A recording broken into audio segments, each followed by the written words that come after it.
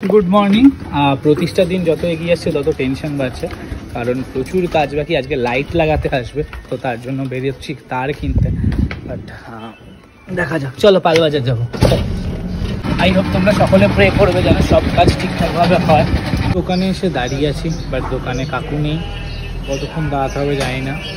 Phone করা হলো, বললো আসছে। মানে সব কাজে এত ঝুলে ঝুলে যাচ্ছে না, মানে এত মা খাটাচ্ছে, কিছু বলার নেই। বাট দেখা যাক কখন আসে কাকু। তা মোটামুটি 10 ফুটের মতো লাগে। হ্যাঁ হ্যাঁ, আচ্ছা দিয়ে দাও না। শোনো না, বলছি প্লাস্টিকটা কতটা লোড টানে মোটামুটি?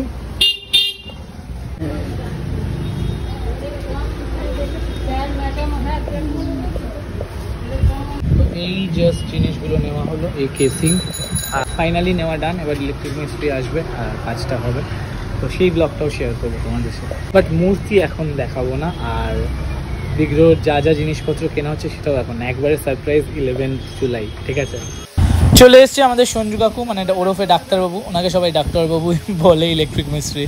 তো আমার ফুটো চলছে, এখানে প্রচুর লাইট লাগানো হবে, সেটা পর। বাড়িতে তো লাইট লাগানো ডান, আবার সেকেন্ড দিন চলে এসেছি প্যানেলটা চেঞ্জ করতে।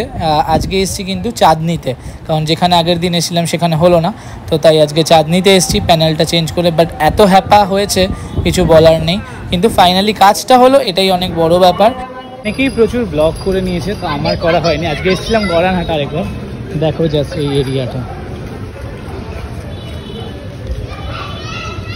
কালকে রথ, বাট প্রস্তুতি চলছে, ভীষণ সুন্দর।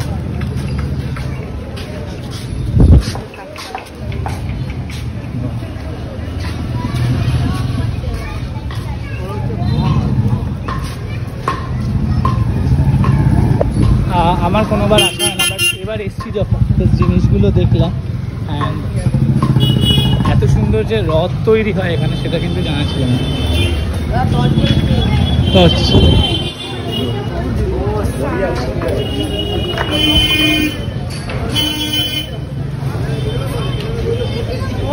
সত্যি সুন্দর। অ্যান্ড এই দেখো নিয়ে যাচ্ছে,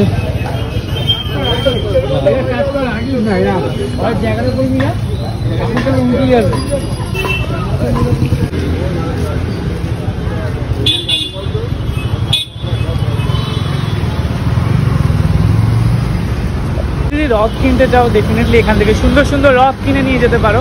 বাট আমি কিন্তু ফার্স্ট দেখলাম এত সুন্দর এখানে রথ তৈরি হয়, তো সেটা আমি ভিডিওতে দেখেছি আগের দিন, যে অনেকেই ভিডিও করেছে, রিল বানিয়েছে। বাট আমি কিন্তু আজকে ফার্স্ট টাইম দেখলাম, তো আমার বেশ ভালো লাগলো ব্যাপারটা। এত সুন্দর সুন্দর, সেই ছোটোবেলার কথা মনে পড়ে গেল।